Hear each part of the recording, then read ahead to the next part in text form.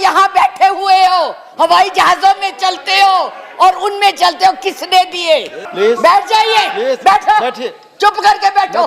सुनो, मैडम, कोई भी आपके प्रधानमंत्री के खिलाफ, आपके गृह मंत्री के खिलाफ, उनकी नीतियों के खिलाफ बोले, वो देशद्रोही हो गया है। आप क्या जाने अहिंसा, जो लाठी लेके तो ट्रेनिंग देते हैं, आज लाठी की जगह बंदूक और रिवॉल्वर आ गए हैं।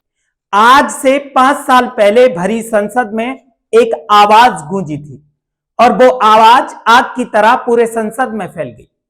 हिमाचल से राज्यसभा सांसद विप्लव ठाकुर ने बीजेपी की बेंचेस को ऐसा धोया कि पूरे सदन में शोर मच गया। सुनिए कैसे उन्होंने एक एक करके सत्ता के दावों की पोल खोल दी। महाराणा प्रताप जब हल्दी की घाटी में लड़ रहे थे, किस राजा ने उसकी मदद की अकबर के खिलाफ में? बैठ जाइए, बैठो, चुप करके बैठो। सुनो मैडम, प्लीज आप चेयर को एड्रेस करें। मैडम प्लीज, इस तरह की भाषा ये एक भील जाति के लोगों ने महाराणा प्रताप का साथ दिया था। कहां थे तब? आज बात करते हैं देश को आजाद कराने के लिए अहिंसा का पाठ पढ़ाया। आप क्या जाने अहिंसा, जो लाठी लेके तो ट्रेनिंग देते हैं, आज लाठी की जगह बंदूक और रिवॉल्वर आ गए हैं। आप जिस राम राज्य की बात करते हो, उस राम ने जनता की एक बात सुनकर अपनी पत्नी को भी वनवास दे दिया था। आज जनता चीख रही है, महंगाई से, बेरोजगारी से, महिलाएं सुरक्षित नहीं है, लेकिन आप लोग सुनते तक नहीं। मंदिर तो बना लो, लेकिन राम के उस त्याग, उस मर्यादा, उस जनता की बात सुनने का गुण कहां है? किस धर्म की बात आप करते हैं? किस राम की बात करते हैं जिसने अपनी मर्यादा को रखने के लिए जनता की बातें सुनी थी? उस जनता की बात सुन के उसने सीता को वनवास भेज दिया, और आप लोग बात तक नहीं करना चाहते। मंदिर बनाइए, जरूर बनाइए, लेकिन उनके आदर्शों को भी मानिए, उनकी बताई हुई बातों को भी मानिए। आज भी अगर कोई सरकार के खिलाफ, प्रधानमंत्री या गृह मंत्री की नीतियों के खिलाफ आवाज उठाए, सवाल पूछे, तो वो देशद्रोही हो गया। उसे उठाकर जेल में डाल दो।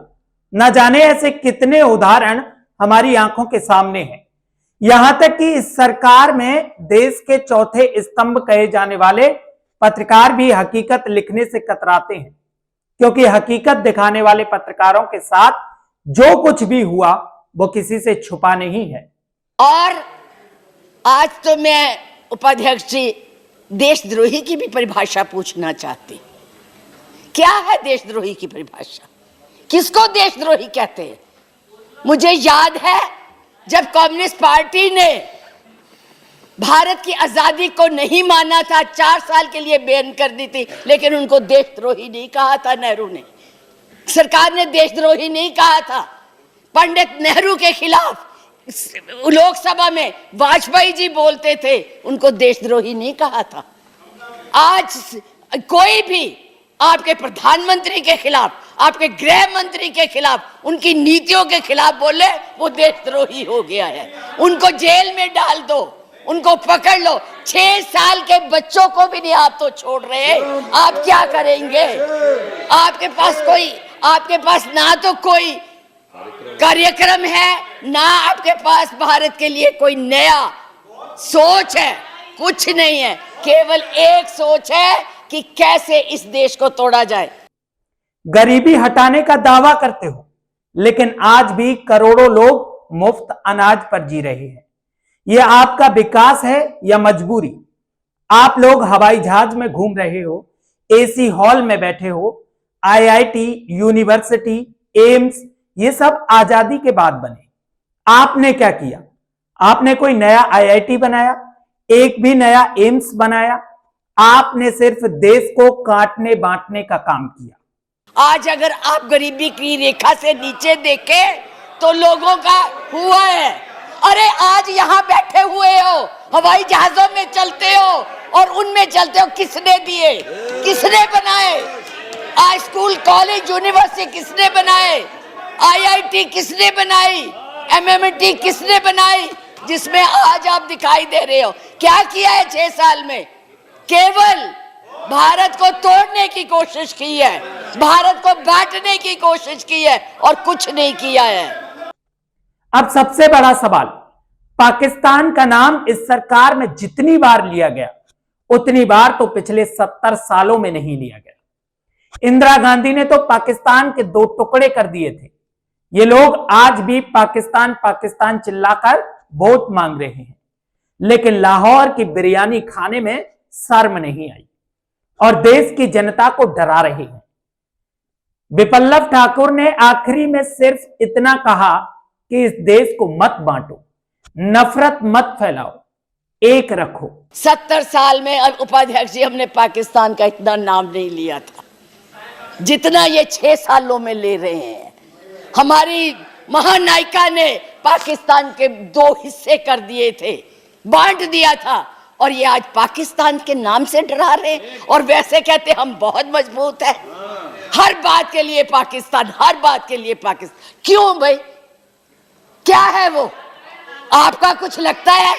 हाँ, जरूर लाहौर में जरूर बिरयानी खाने गए थे, कांग्रेस नहीं खिलाती, बिना बुलाए गए थे। और आज बात करते हैं, किसकी बात करते हैं? मैं ये कहना चाहूंगी कि इस भारत को मत तोड़िए। बड़ी मुश्किल से पटेल नेहरू ने इकट्ठा किया है, आप तोड़ रहे हैं। आप नहीं कहते हैं, आप तोड़ रहे हैं, इसका विभाजन कर रहे हैं, लोगों को बांट रहे हैं। मैडम आप चेयर को एड्रेस करें, आपस में मैं तो उनको एड्रेस ही नहीं करती जी, मैं उनको समझती कुछ नहीं हूँ, वो है ही कुछ नहीं, जिनको बोलने की समझ नहीं है उनसे क्या बात करनी है। मैं तो ये कह रही हूँ कि इस देश को मत बांटिए, इस देश के टुकड़े मत कीजिए, नफरत मत फैलाइए।